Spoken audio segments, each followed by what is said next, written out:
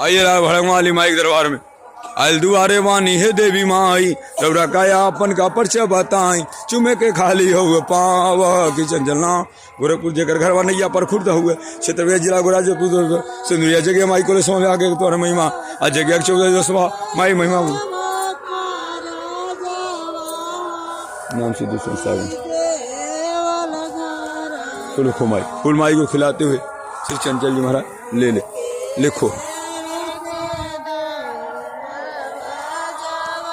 ले माई को चले जय जय माँ जय माँ अपने खाते हुए सबको प्रणाम जीन मजार को प्रणाम सभी लोग सब देवी जय माँ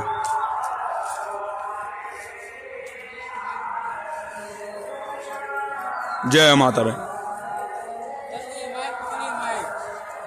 अरे भाई को कोई बोलेगा तब क्या करेंगे? नहीं नहीं कौन बोलेगा?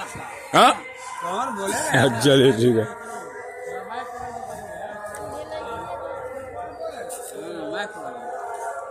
चलिए बाबा जैसे आप लोग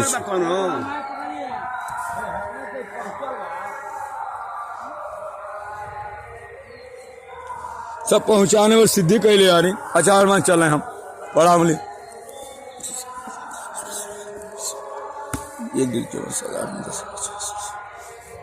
मौसम सही कर दिया मौसम सही करिए आप मौसम हटाई बादर को सही करिए मौसम ही सभी हो भक्त देखिए जय माता दी।